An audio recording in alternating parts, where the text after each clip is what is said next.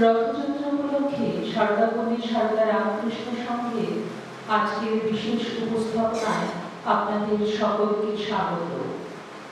এখন আমরা উদ্বোধনী সঙ্গীত পরিবেশন করছি তুমি নির্মল করো মঙ্গল করো। উপস্থিত সকলকে আমাদের সাথেও গাইতে অনুরোধ করছি। ঠাকুরমা স্বামীজিকে আবহাওয়া প্রণাম জানিয়ে আমরা আমাদের অনুষ্ঠান শুরু করছি। আমাদের বিশেষ সঙ্গীতালেখ্য শুরু করার আগে আমরা উদ্বোধনী সঙ্গীত পরিবেশন করছি। আপনারা আমাদের এই উদ্বোধনী সঙ্গীত তবে নির্ভর সম্ভব হলে আপনারা করবেন।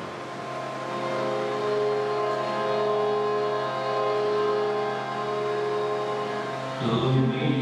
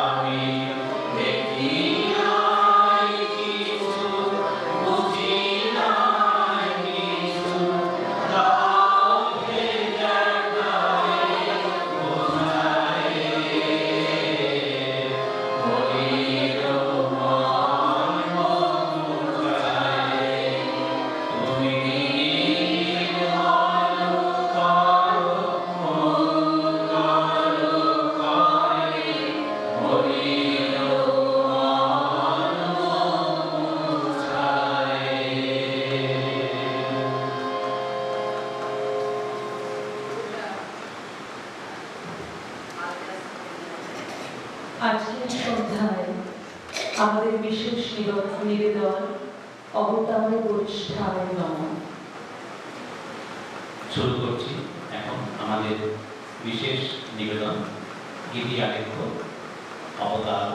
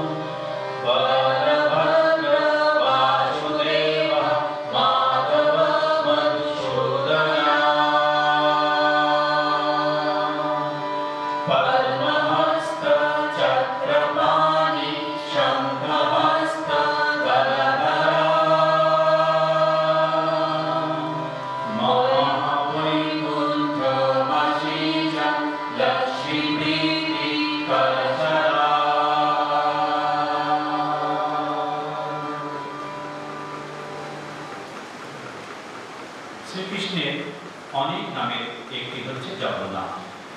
জগৎ বা বিশ্ব ব্রহ্মাণ্ডের প্রভু বলে জগন্নাথ। ব্রহ্মাণ্ড পুরাণ অনুযায়ী কৃষ্ণ তার ভক্ত রাজা ইন্দ্রদম্নের সম্মুখে আবির্ভূত হয়ে পুরীর সমুদ্র তটে ভেসে আসা একটি কাষ্ঠখণ্ড দিয়ে তার মূর্তি নির্মাণের আদেশ দেন। রাজা যখন উপযুক্ত কাষ্ঠশিল্পীর সন্ধান করছেন তখন এক রহস্যময় বৃদ্ধ ব্রাহ্মণ কাষ্ঠশিল্পী তার সম্মুখে উপস্থিত হন এবং মূর্তি নির্মাণের জন্য সময় চেয়ে নেন। বন্ধ দরজার আড়ালে শুরু হয় কাজ। ব্রাহ্মণের আদেশ ছিল কেউ যেন কাজ চলাকালীন তা না দেখেন ও তাকে বাধা না দেয়। রাজা ও রানী নির্মাণের ব্যাপারে আগ্রহী ও কৌতূহলী ছিল, কিন্তু ভিতরে যাওয়ার অনুমতি ছিল না। তারা বাইরে থেকে খোদাইয়ের আওয়াজ পেল।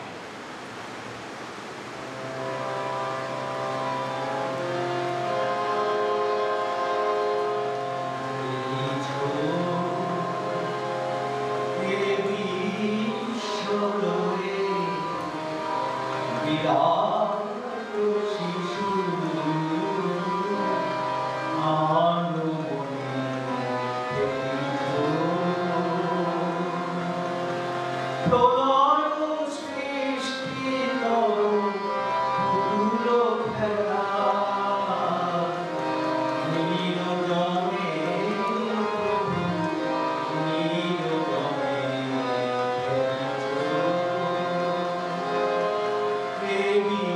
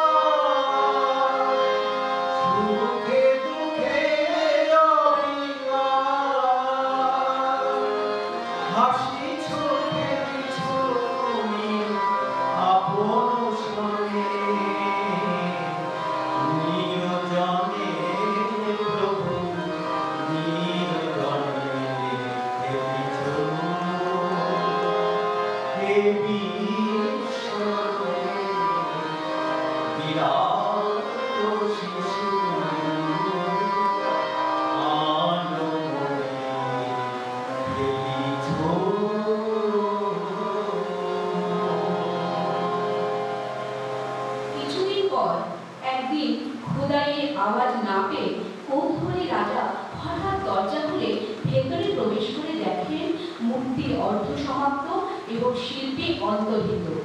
আসলে এই রহস্যময় কাজটি শিখেছিলেন দেবশিল্পী বিশ্বকর্মা। মূর্তির হস্তপদ নির্মিত হয়নি বলে রাজা বিমর্ষ হয়ে পড়লেন। এমন সময় দেবশ্রী নারদ আবির্ভূত হয়ে রাজাকে সান্ত্বনা দিয়ে বললেন, এই অর্ধ সমাপ্ত মূর্তি পরমেশ্বরের এক স্বীকৃত স্বরূপ এবং এই অসম্পূর্ণ মূর্তিকে পূজা করতে হবে। শুরু হলো কৃষ্ণের নব অবতার জগন্নাথ পুজো। জগন্নাথ স্বামী নয়ন পথগামী।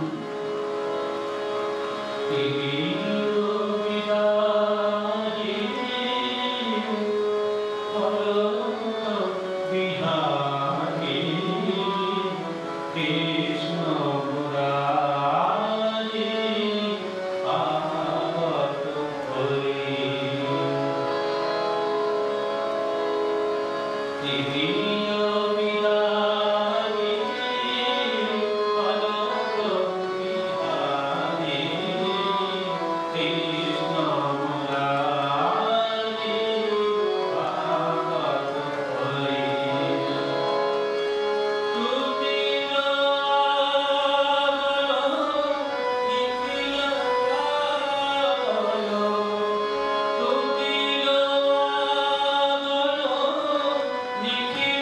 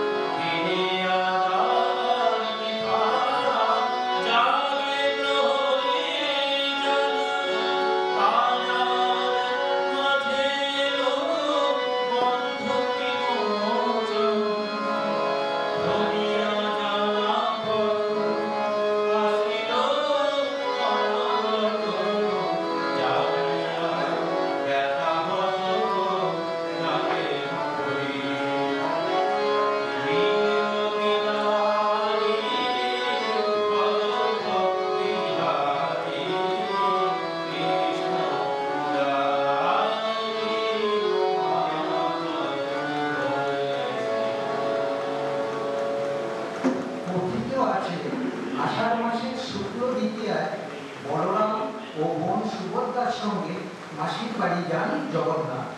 মাসির বাড়ি অর্থাৎ ইন্দ্রদ্যুম্নের পত্নী গুন্ডিচার বাড়ি। সেখান থেকে আবার 7 দিন পর মন্দিরে ফিরে আসেন জগন্নাথ। ওটাকেই জগন্নাথ দেবের মাসির বাড়ি যাওয়া বলে। যাওয়াকে সোজা রথ ও আসাকে উল্টো রথ বলে। জগন্নাথ শ্রীকৃষ্ণের একটি বিমূর্ত রূপ। ভগবত গীতায় কৃষ্ণ দ্বারা আলোচিত বিভিন্ন যোগের অন্যতম ভক্তিযোগের একটি রূপ হল লীলা। কৃষ্ণ যুগ ও তার পরবর্তী যুগে ভক্তিমার্গের পরিমণ্ডলে আজ আমাদের আলোচ্য বিষয়। পুরাণ মতে পরমেশ্বর ভগবান শ্রীকৃষ্ণ 125 বছর এই ধরাধামে লীলাবিলাস করেছিলেন। ভাগবত পুরাণে কৃষ্ণের প্রতি প্রেমময় ভক্তির মাধ্যমে অদ্বৈত সাংখ্য এবং যোগ কাঠামোর সমন্বয় করা হয়েছে।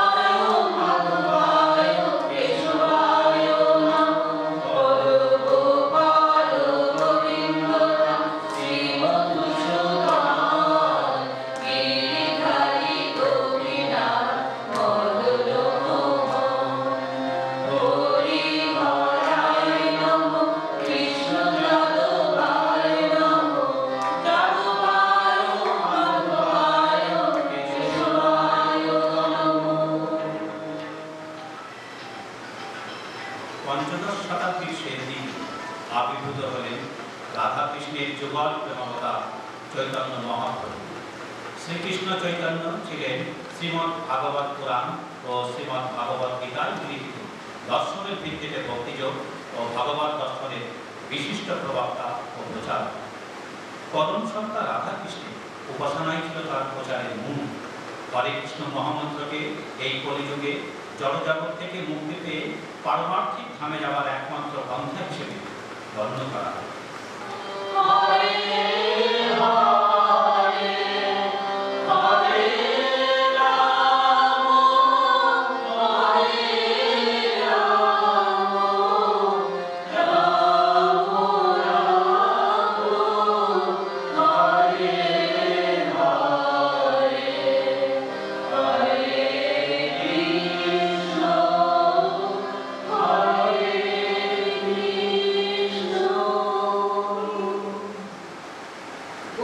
বৈষ্ণবদের মতে চৈতন্য মহাপ্রভু ঈশ্বরের 3টি পৃথক পৃথক রূপের আধার। প্রথমত তিনি কৃষ্ণের ভক্ত, দ্বিতীয়ত তিনি কৃষ্ণ ভক্তির প্রবক্তা এবং তৃতীয়ত তিনি রাধার সঙ্গে অবিচ্ছেদ্য বন্ধনে আবদ্ধ কৃষ্ণের স্বরূপ। 16 শতাব্দীতে রচিত চৈতন্য জীবনী গ্রন্থগুলিতে লিপিবদ্ধ রয়েছে যে তিনি একাধিকবার অদ্বৈত আচার্য ও নিত্যানন্দ প্রভুকে কৃষ্ণের মতো বিশ্বরূপ দেখিয়েছিলেন।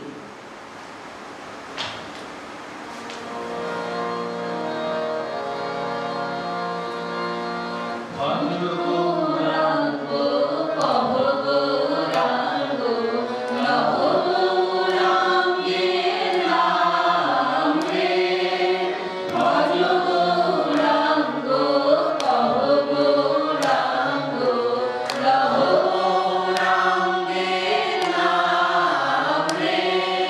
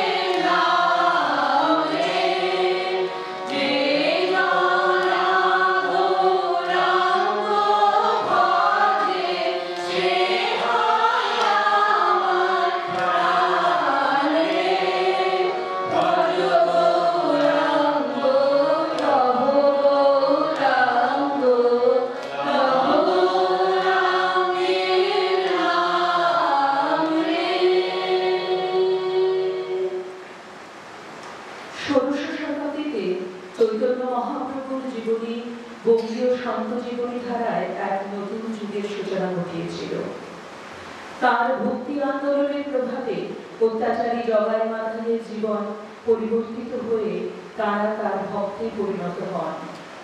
চৈতন্য ভাগবতে আছে, জাতিভেদের অসারতা দেখানোর জন্য তিনি শূদ্র রাম রায়কে দিয়ে শাস্ত্র ব্যাখ্যা করিয়েছিলেন।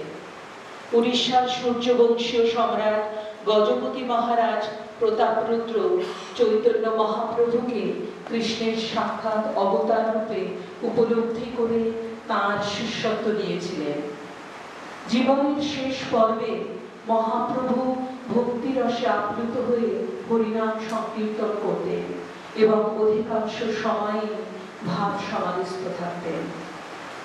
শোক ও তাপে জর্জরিত সাধারণ মানুষকে সংসারের দহন জ্বালা থেকে মুক্তি দিতে যুগে যুগে ভগবান মানব দেহ ধারণ করে মর্তে আসেন সীমিত সময়ের জন্য। ঊনবিংশ শতাব্দীর প্রথমার্ধ যখন সেই রকমই এক সন্ধিক্ষণের মুখোমুখি, তখনই আবির্ভূত করেন শ্রীরামকৃষ্ণ। তিনি ছিলেন আনন্দ স্বরূপ, চৈতন্য স্বরূপ, পবিত্রতা স্বরূপ।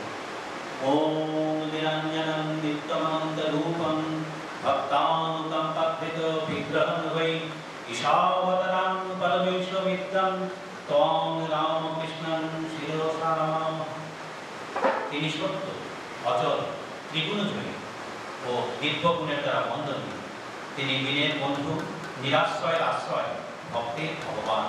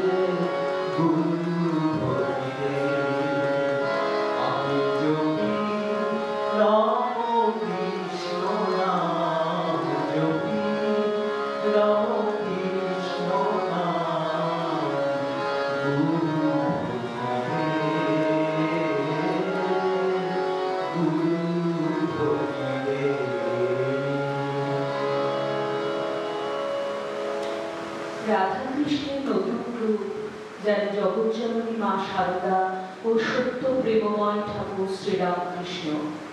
সঙ্গে নিয়ে এলেন শক্তির মুক্ত প্রতীক, আত্মবিশ্বাসের জ্বলন্ত উদাহরণ, অভিমন্ত্রে দীক্ষিত আধুনিক ভারতীয় জাতীয়তার জনক বিশ্ববন্দিত স্বামী বিবেকানন্দকে। এই ত্রয়ীর মহামিলনে ভারতীয় সমাজ জীবনে উঠল ভাব আন্দোলনের ঢেউ। ঠাকুরের শ্রীমুখের কথায় যে রাম সেই কৃষ্ণ, ইদানীং এই দেহে শ্রীরামকৃষ্ণ। একদিকে ঠাকুরের ভালোবাসা মিশ্রিত আধ্যাত্মিকতার রূপ, আরেকদিকে মায়ের অপার স্নেহ, তো আরেকদিকে স্বামীজির পৌরুষ, বজ্র দৃঢ় ইচ্ছাশক্তি ও আধ্যাত্মিকতা। ঠাকুরের এই কথায় মা যেন সাক্ষাৎ জগজ্জননী সরস্বতী। নিবেদিতা যথার্থই বলেছিলেন নারীর আদর্শ সম্বন্ধে সারদা দেবী শ্রীরামকৃষ্ণের শেষ কথা। শ্রী শ্রী মা ছিলেন পুরাতনের শেষ প্রতীক ও নতুনের সার্থক সূচনা। শ্রী শ্রী মায়ের জীবনে ও চরিত্রে উমা, সীতা, সাবিত্রী, দময়ন্তী ও শ্রীরাধার ছবি স্পষ্টই ভেসে ওঠে। স্বামীজির ভবিষ্যৎবাণী মাকে কেন্দ্র করেই নতুনতর গায়নী মধ্যেই সম্ভাবনা।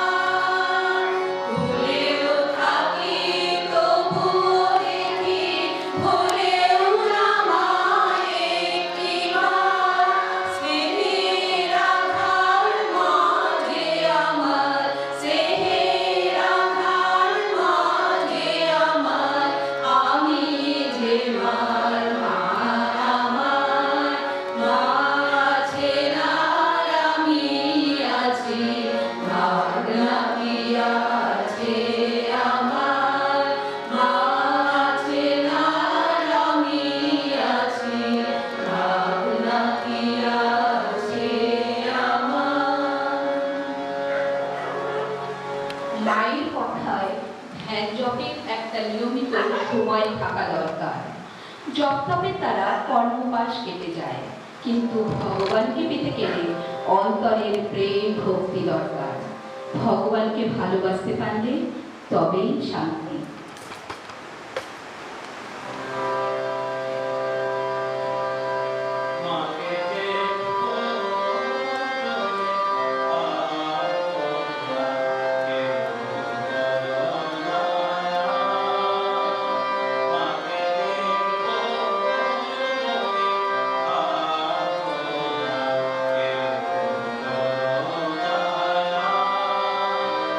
Thank you.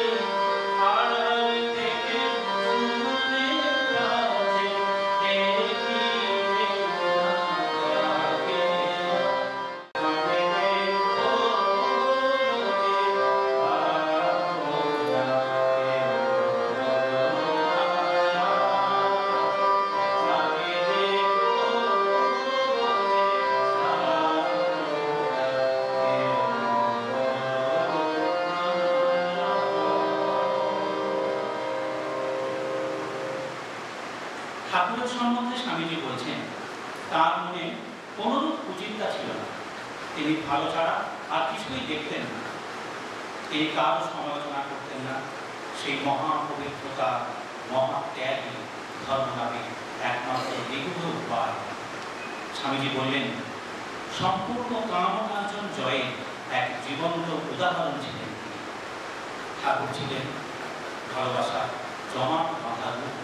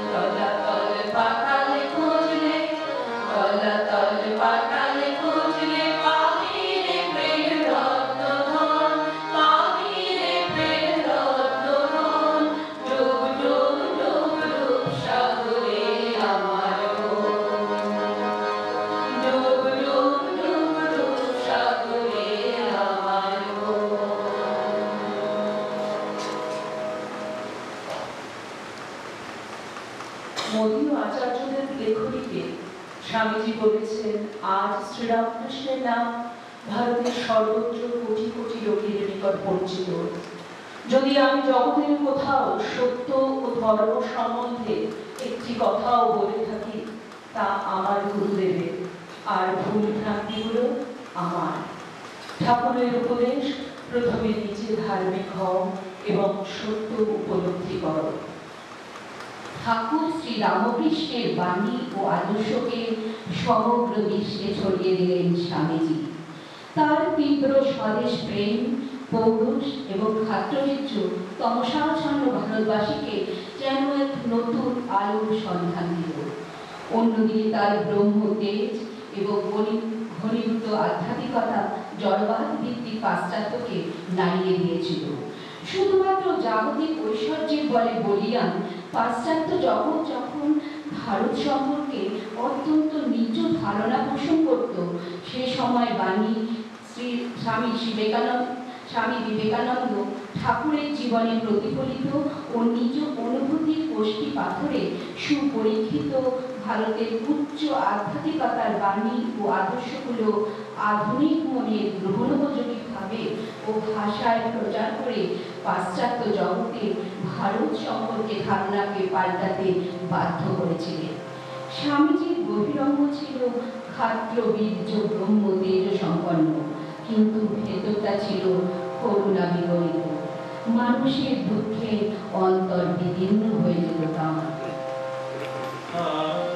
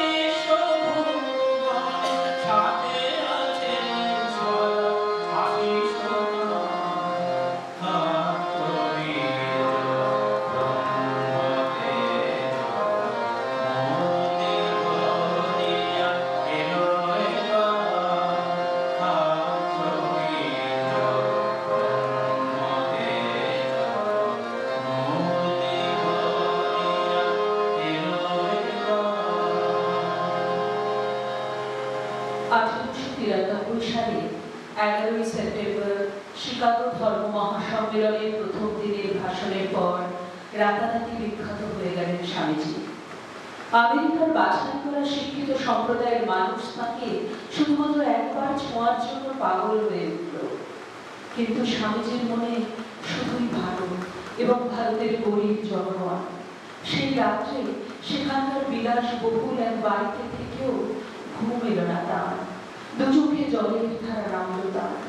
প্রার্থনা, ভগবান ভারতের মানুষের জন্য কিছু করুন। আজ এই শুভ দিনে সন্ধ্যা লগ্নে পরমেশ্বরের কাছে প্রার্থনা করি, আমাদের শুভ বুদ্ধি দাও।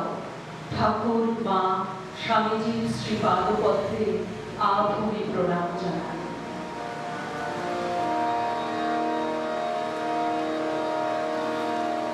রামকৃষ্ণ শরণম, রামকৃষ্ণ শরণম, রামকৃষ্ণ শরণম শরণে। রামকৃষ্ণ শরণম, রামকৃষ্ণ শরণম, রামকৃষ্ণ শরণম শরণে। বিবাহি কেবলম, বিবাহি কেবলম, বিবাহি কেবলম শরণে। বিবাহি কেবলম, বিবাহি কেবলম, বিবাহি কেবলম শরণে। জয় জয় রামকৃষ্ণ শরণম, রামকৃষ্ণ শরণম, রামকৃষ্ণ শরণম শরণে। শরণাগতহং, শরণাগতহং, শরণাগতহং শরণে।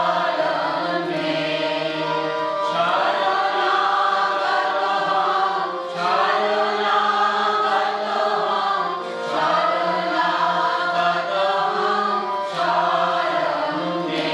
জয় জয় রামকৃষ্ণ শরণম, রামকৃষ্ণ শরণম, রামকৃষ্ণ শরণম শরণে। নমো শ্রী গুরবে, নমো শ্রী গুরবে, নমো শ্রী গুরবে নমো নমো। নমো শ্রী গুরবে, নমো শ্রী গুরবে, নমো শ্রী গুরবে নমো নমো। জয় জয় রামকৃষ্ণ শরণম, রামকৃষ্ণ শরণম, রামকৃষ্ণ শরণম শরণে। রামকৃষ্ণ রামকৃষ্ণ জয় জয় রামকৃষ্ণ, রামকৃষ্ণ রামকৃষ্ণ জয় জয় রামকৃষ্ণ, রামকৃষ্ণ রামকৃষ্ণ জয় জয় রামকৃষ্ণ, রামকৃষ্ণ রামকৃষ্ণ জয় জয় রামকৃষ্ণ।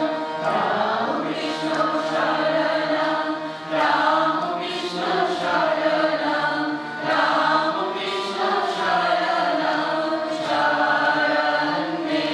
জয় জয় রামকৃষ্ণ শরণম, রামকৃষ্ণ শরণম, রামকৃষ্ণ শরণম শরণে।